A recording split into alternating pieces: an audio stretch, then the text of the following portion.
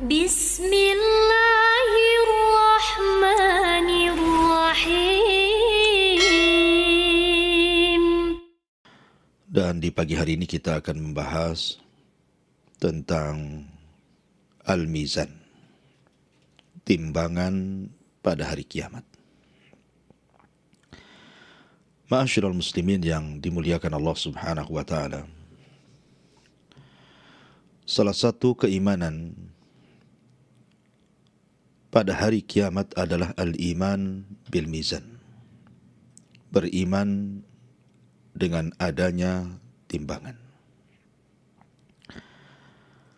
Kapan Allah Subhanahu wa taala akan menimbang amalan seorang hamba?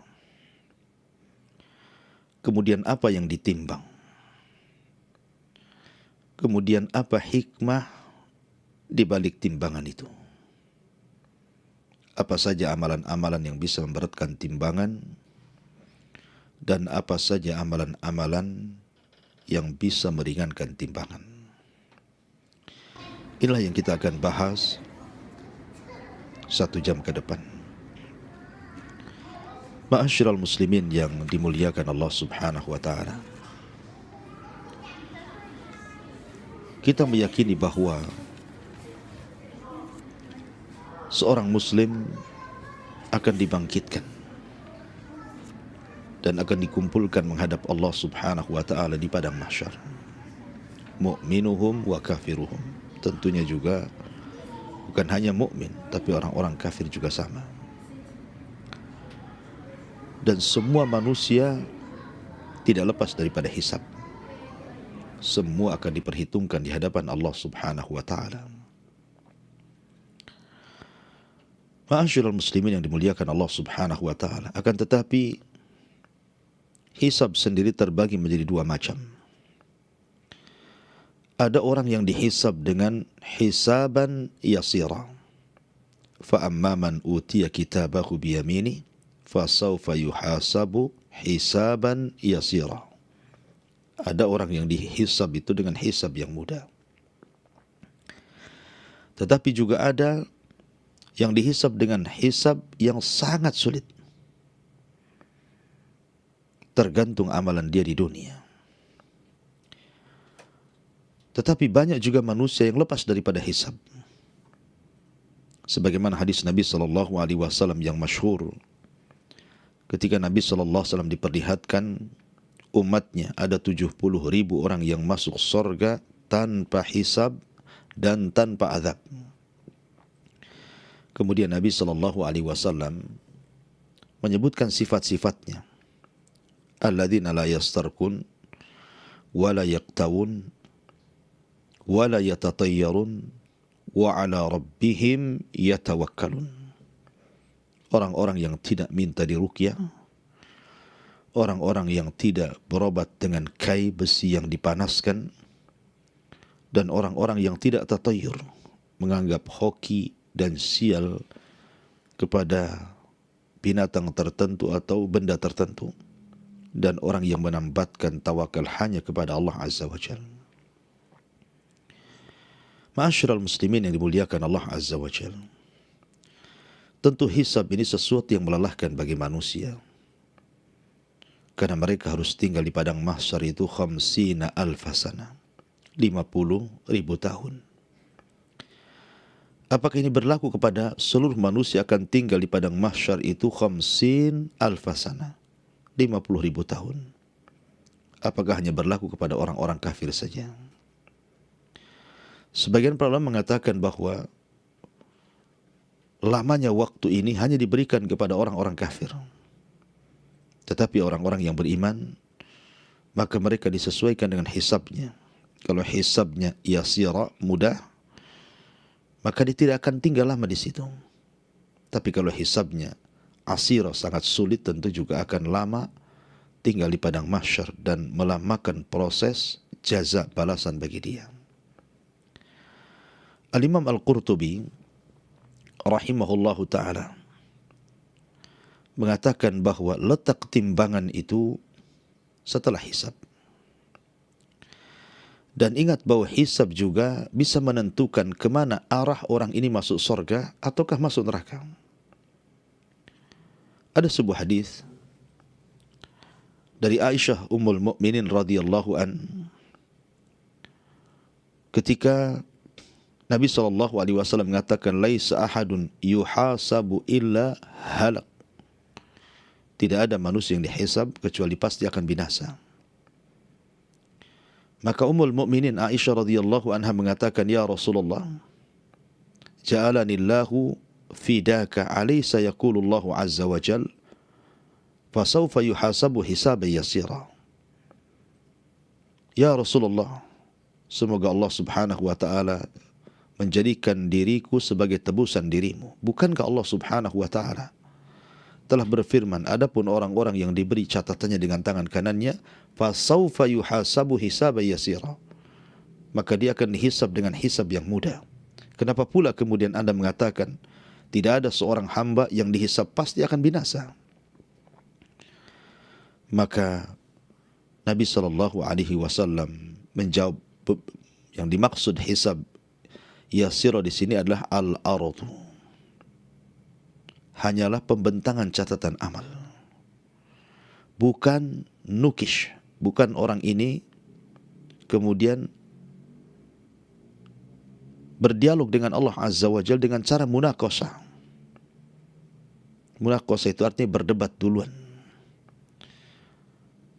Kata para ulama mengatakan bahwa hisab itu terbagi dua. Ada hisabul ardi, dan inilah hisaban yasira. Ada hisab yang asir, yang sangat sulit, apabila Allah subhanahu wa ta'ala bermunaqashah, berdebat dulu dengan hamba ini. Lah seorang yang beriman, mereka yang sudah ditentukan masuk surga, maka hisabnya adalah hisabul ardi. Apa hisabul ardi di sini? Maksudnya diingatkan akan nikmat-nikmat Allah, tapi tidak dituntut untuk bertanggung jawab akan nikmat itu. Sebagaimana Allah subhanahu wa ta'ala digambarkan dalam hadis Nabi SAW, inna Allah subhanahu yakhlu yawmal qiyamati bi'abdihil mu'min wa yukarriruhu bidhunubihi fayaqulu qad satartuha alayka fid dunya wa ana aghfiruha lakal yawm. Kata Nabi SAW, sesungguhnya Allah subhanahu wa ta'ala akan memanggil hambanya seorang mukmin pada hari kiamat. Kemudian akan diingatkan akan dosa-dosanya, akan diingatkan tentang nikmat dan dosa-dosanya. Bukankah sudah kamu di dunia pernah melakukan ini dan itu? Maka hamba ini mengatakan iya. Bukankah kau sudah melakukan ini? Kata mukmin ini iya. Bukankah sudah melakukan itu? Kata mukmin ini iya. Tetapi Allah katakan, sungguh aku sudah tutupi dosa-dosamu di dunia, maka hari ini ku ampun dosa-dosamu. Artinya dia tidak dituntut untuk bertanggung jawab dari nikmat yang dilalaikannya. Berbeda dengan hisab yang kedua, hisab yang sulit bagi seorang hamba ketika dia bermunaqashah dengan Allah Azza wa Jal, berdebat dengan Allah Azza wa Jal. Dan ini yang diisyaratkan di dalam ayat Al-Quranul Karim, wa man adlamu mimman iftara 'ala Allahi kadiban ulaika yu'raduna 'ala rabbihim wa yaqulul ashhad haula'i alladhina kadzabu 'ala rabbihim ala la'natullah 'ala zalimin. Dan barang siapa, maka siapa lagi yang lebih zalim daripada orang yang kemudian berlaku dusta terhadap Allah? Merekalah yang kemudian dibentangkan hisabnya di hadapan Rabb mereka. Dan para malaikat akan mengatakan, merekalah orang-orang yang telah mendustakan Rabb mereka. Ingatlah laknat Allah kepada orang-orang zalim. Jadi orang yang kedua ini dihisab, dituntut untuk bertanggung jawab akan dosanya. Bukankah aku sudah berikan kau mata, kemana kau gunakan? Bukankah aku sudah memberikan telinga, kemana kau gunakan? Bukankah aku sudah memberikan lisan, anggota badan, kemana kau gunakan? Jadi dituntut untuk bertanggung jawab akan nikmatnya. Itulah yang disebut sabda Nabi, man nukisha halak, siapa yang kemudian berdebat dengan Allah Azza wa Jal, maka dia akan hancur. Ma'asyiral muslimin yang dimuliakan Allah Subhanahu wa ta'ala, sekali lagi bahwa Setelah proses hisab ini yang melelahkan bagi kaum muslimin, terutama bagi hisabnya yang sangat sulit, maka setelah kemudian selesai hisab, maka ulama mengatakan barulah terjadi apa yang disebut dengan al-mizan. Inilah pembahasan kita, timbangan amal.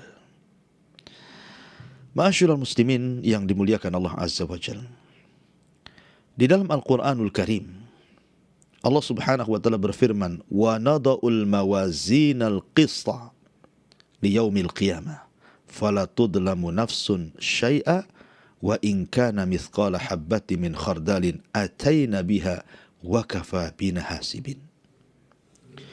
Dan kami akan letakkan timbangan-timbangan keadilan pada hari kiamat. Ingat, timbangan ini besar, melebihi besarnya langit dan bumi. Karena dalam sebuah hadis Nabi SAW, ketika Musa alaihi salatu wassalam datang menghadap Rabbnya dan mengatakan, ya Rabb, alimni du'aan adhkuruka bika. Wahai Rabb, ajarkan kepadaku doa yang aku bisa berzikir dengan doa itu kepadamu. Maka Allah mengatakan, Qul ya Musa la ilaha illallah. Wahai Musa, katakan la ilaha illallah. Maka Musa mengatakan, ya Rabb, kullun nas yaquluna hadha. Semua manusia mengucapkan kalimat ini, aku ingin yang lain. Tapi Allah mengatakan, Qul ya Musa la ilaha illallah. Kenapa? Karena Allah mengatakan kepada Musa, seandainya langit dan bumi diletakkan di sebuah timbangan neraca, kemudian la ilaha illallah ditimbangan di neraca satunya, malat bihinna la ilaha illallah. Tentu la ilaha illallah akan lebih berat dibandingkan dunia dan isinya, dan juga langit dan isinya. Menunjukkan bahwa timbangan itu besar, melebihi langit dan bumi, karena langit dan bumi pun akan ditimbang. Tentu timbangan harus lebih besar dibandingkan yang ditimbangnya. Dan ingat, timbangan ini adalah timbangan keadilan. Tidak ada yang dirugikan sama sekali. Tidak sebagaimana timbangan di dunia. Terkadang dikurangi, terkadang dilebihkan. Tapi timbangan di akhirat tidak akan dikurangi, tidak akan dilebihkan. Karena ini merupakan keadilan Allah Azza wa Jal, wa nada'ul mawazinal qista di yaumil qiyamah. Dan kami akan letakkan timbangan-timbangan keadilan pada hari kiamat. Fala tudlamu nafsun syai'ah. Tidak ada satu jiwa pun yang dizalimi oleh Allah Azza wa Jal. Di mana? Wa in kana mithqala habbah. Walaupun hanya sebiji habbah darah. Min khardalin. Ataina biha. Kami tetap akan menimbangnya.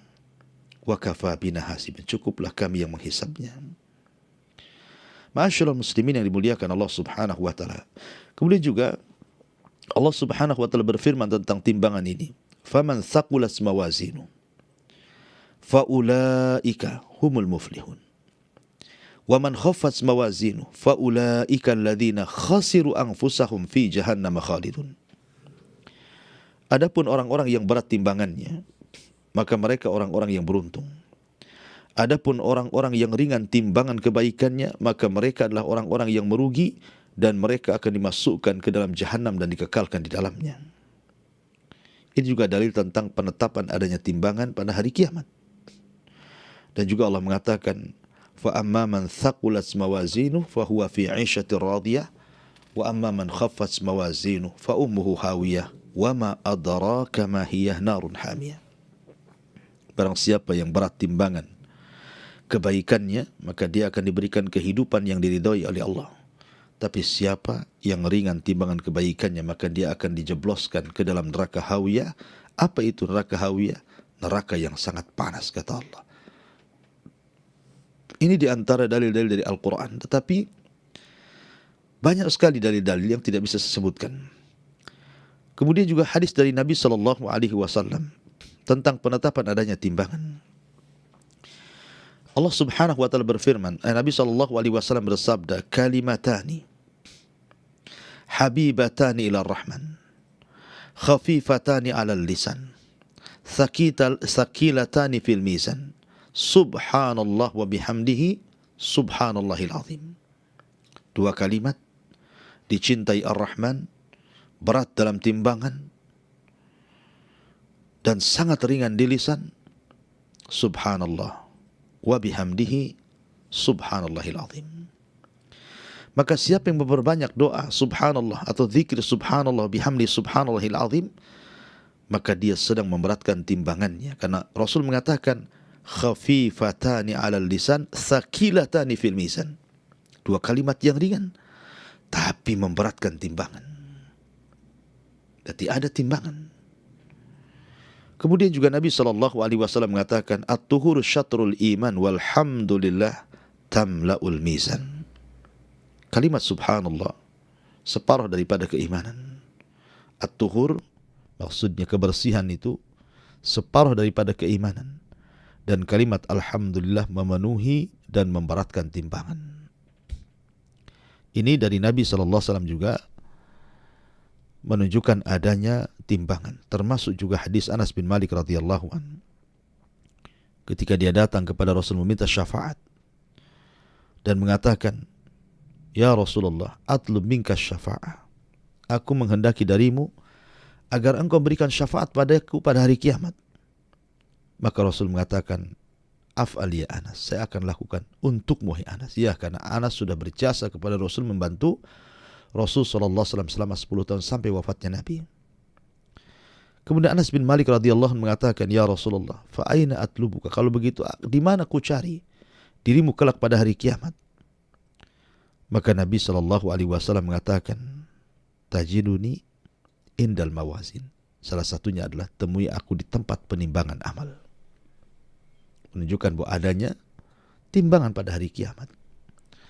Ma'asyiral muslimin yang dimuliakan Allah Azza wa Jalla. Tadi saya sudah katakan bahwa waktu penimbangan pada hari kiamat itu adalah setelah hisab. Sebagaimana dinyatakan oleh Imam Qurtubi rahimahullahu ta'ala, "Idzan qadal hisab kana ba'dahu waznul a'mal." Apabila selesai proses hisab, maka setelahnya adalah tinggal penimbangan amal.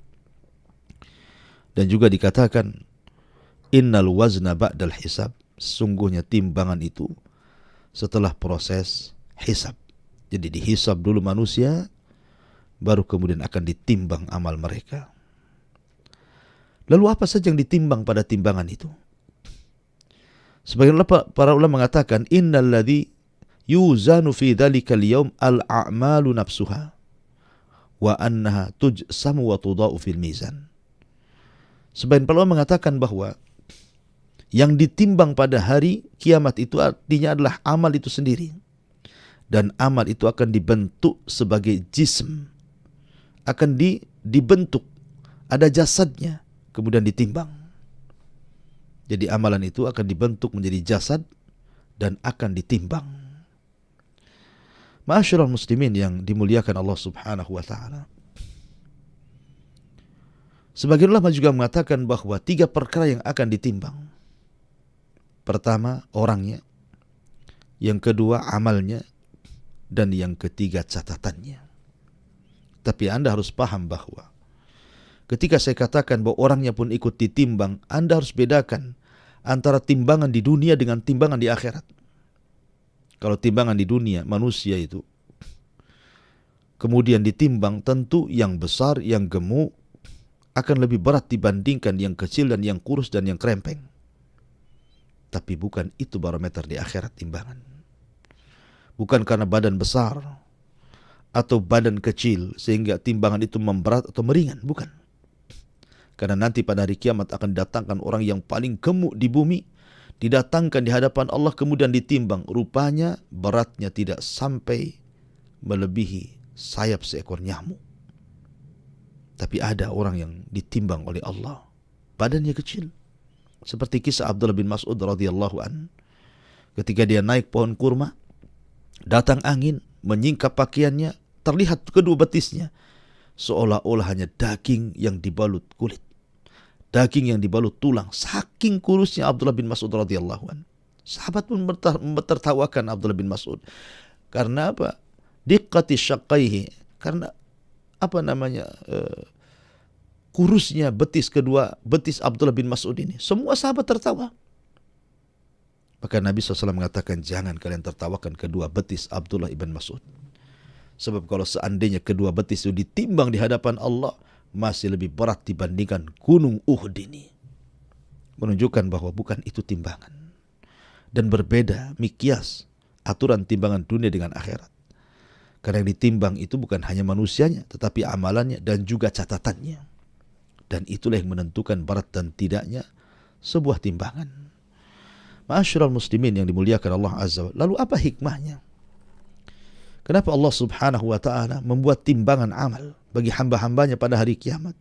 Yang pertama, zuhur athari asma'illahi wa sifatih.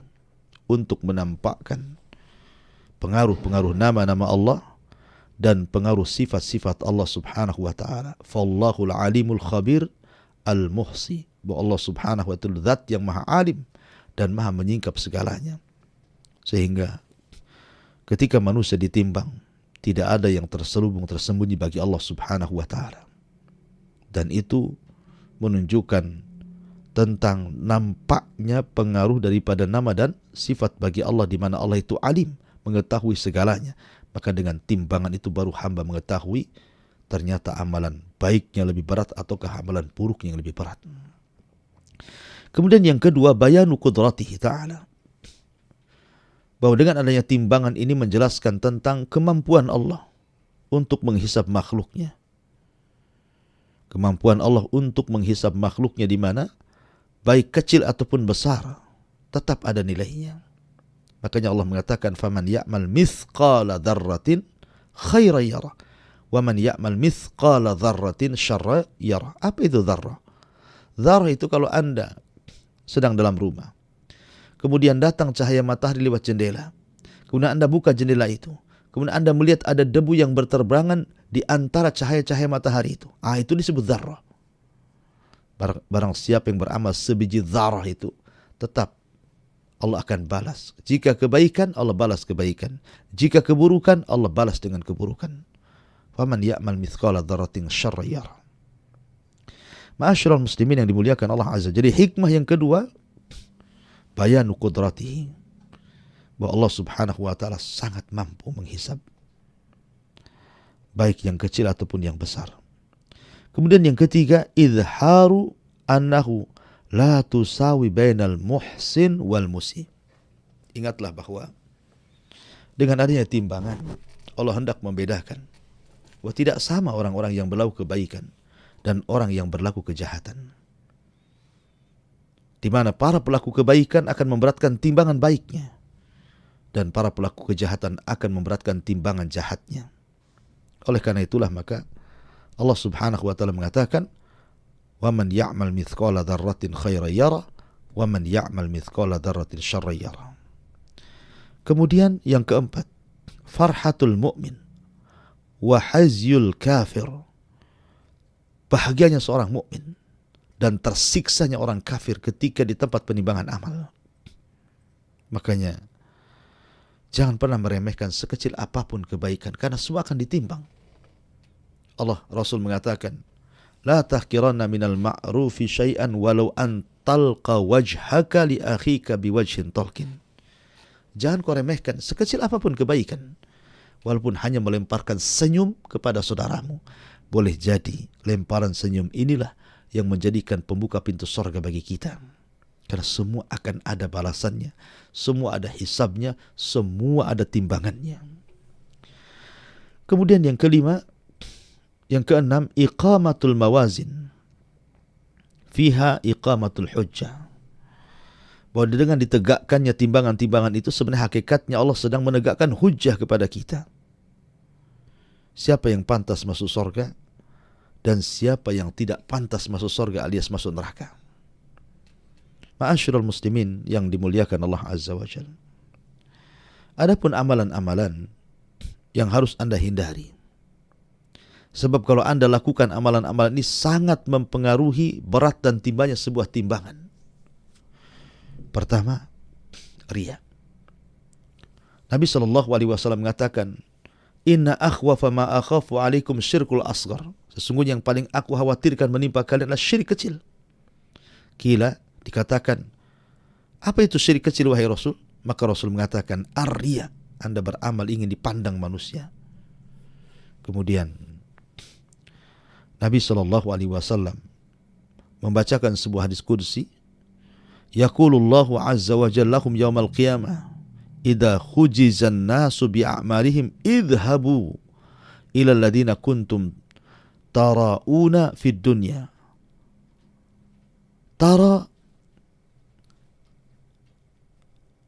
Tarauna fid dunya.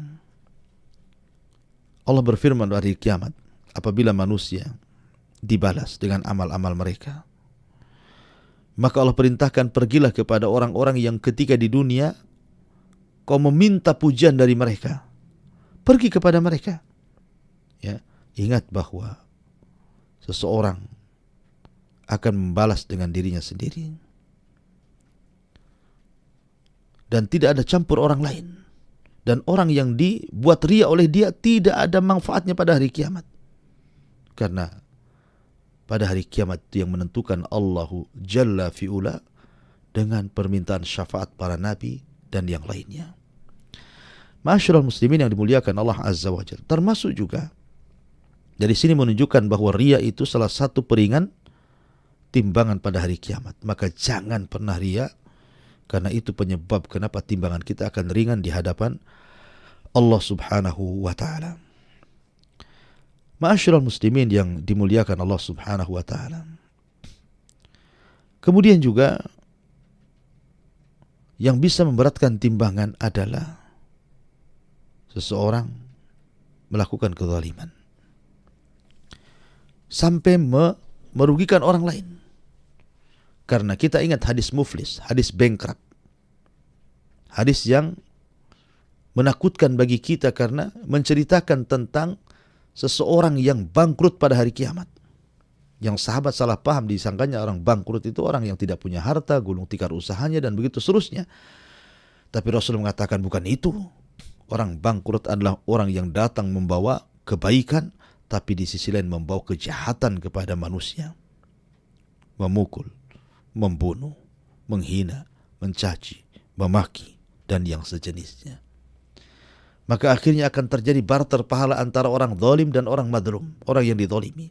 Mana pahalamu? Ini dosaku. Akhirnya ketika dia tidak mendapatkan pahala karena dosanya, pahalanya diberikan kepada orang lain dan hanya tersisa orang lain yang ditanggungnya, secara otomatis pasti timbangannya akan ringan. Tidak akan berat dengan kebaikan. Ma'asyiral muslimin, termasuk juga intihak al-hurumat. Merobek keharaman-keharaman yang harusnya dijauhi di saat manusia tidak melihatnya. Kan ada sebagian orang, kita tahu bahwa maksiat itu sesuatu yang dibenci dalam hati kalau seandainya manusia melihatnya. Sehingga akhirnya banyak orang bermaksiat itu orang tidak tahu. Hanya dia dengan Allah Azza wa Jalla. Tapi sesungguhnya maksiat yang seperti ini sangat bahaya karena bisa mengurangi timbangan. Nabi SAW mengatakan, akan datang dari umatku pada hari kiamat dengan membawa kebaikan amsala jibalit tahama atau tihama, sebesar gunung Tihama yang sangat-sangat putih. Fayaj'aluhallahu haba'an mansura, maka Allah jadikan amalan itu seperti debu yang berhampuran ke sana kemari dan tidak terkumpul. Ma'asyiral muslimin yang dimuliakan Allah Subhanahu wa ta'ala. Dan banyak lagi hal-hal yang bisa mengurangi timbangan. Adapun amalan-amalan yang bisa memberatkan timbangan, tentu yang pertama adalah salat. Kemudian akhlak. Karena Nabi SAW mengatakan tidak ada sesuatu yang lebih memberatkan timbangan daripada taqwallah wa husnul khuluq, bertakwa kepada Allah dan baik akhlaknya. Maka kebaikan akhlak itu bisa memberatkan timbangan. Kemudian membaca Al-Quran dan zikir. Kalimatani khafifatani ala lisani thaqilatani fil mizani habibatani ala rahman subhanallah bihamdihi subhanallah il azim. Dua kalimat ringan di lisan dicintai Ar-Rahman, tapi berat dalam timbangan. Subhanallah wa bihamdihi subhanallahil azim. Artinya memperbanyak zikir adalah salah satu daripada pemberat timbangan amal saleh bagi kita pada hari kiamat. Dan tentu banyak lagi yang secara umum amal saleh itu bisa memberatkan timbangan, dan secara umum maksiat itu meringankan timbangan. Tetapi ada sebuah nasihat yang sangat agung sekali, nasihat yang luar biasa dari Abdullah ataupun dari Umar bin Khattab radhiyallahu an, Amirul Mukminin Abi Hafsin Umar bin Khattab radhiyallahu an, dia mengatakan, hasibu anfusakum qabla an tuhasab, wazinu anfusakum qabla an tuzan. Hisablah diri-diri kalian sebelum Allah nanti yang menghisabnya, dan timbanglah amal kalian sekarang di dunia sebelum Allah menimbang amal kalian di akhirat. Kemudian Umar bin Khattab radhiyallahu mengatakan dan mengulang-ulang, kemudian mengatakan, wa tazinul lil ardil akbar yauma idzin tu'raduna la takhfa minkum khafiyah. Dan timbanglah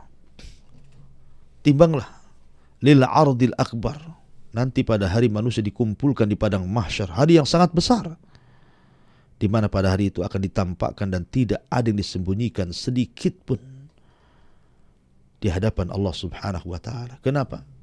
Karena nanti pada hari kiamat itu banyak saksi-saksi, sehingga orang tidak bisa mengelak, sehingga orang tidak bisa punya alasan, dan saksi Allah itu sangat banyak sekali. Bahkan salah satunya adalah anggota badan kita sendiri akan menjadi saksi pada hari kiamat. Sebagaimana Allah Subhanahu wa taala ketika menjelaskan tentang bagaimana saksi-saksi pada hari kiamat, al-yawma nakhtimu ala afwahihim wa tukallimuna aydihim wa tashhadu arjuluhum bima kanu yaksibun. Pada hari ini kami kunci mulut-mulut mereka, kami suruh bicara tangan-tangan mereka, dan kami jadikan kaki-kaki mereka menjadi saksi.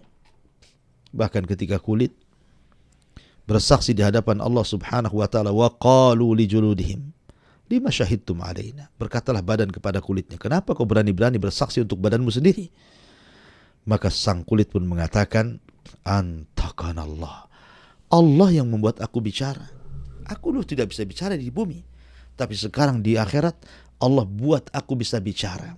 Subhanallah. Sampai kepada anggota badan kita akan menjadi saksi. Bumi akan menjadi saksi. Di mana Allah Subhanahu wa taala mengatakan, yauma idzin tuhadditsu akhbaraha. Pada hari itu bumi akan menghabarkan beritanya. Dia akan menjadi saksi dan mengatakan, si fulan tanggal sekian, bulan sekian, tahun sekian bermaksiat sebelah sini di bumi ini. Na'udzubillah. Mau lari kemana Anda? Bumi yang ada Anda pijak akan bersaksi. Badan yang melengket di badan juga akan bersaksi. Belum para malaikat, belum para nabi, belum orang-orang saleh. Oleh karena itulah takutlah akan hisab dan juga timbangan. Dikhawatirkan kalau seandainya Allah Subhanahu wa ta'ala takdirkan timbangan kita ringan, sudah barang tentu sudah dijelaskan kemana di akhirnya. Fa amma man khaffat mawazinu fa ummuhu hawiyah wa ma adraka ma hiya narun hamiyah. Adapun yang ringan timbangannya, maka akan dimasukkan ke dalam neraka hawiyah. Apa itu hawiyah? Hawiyah itu neraka yang menyala-nyala.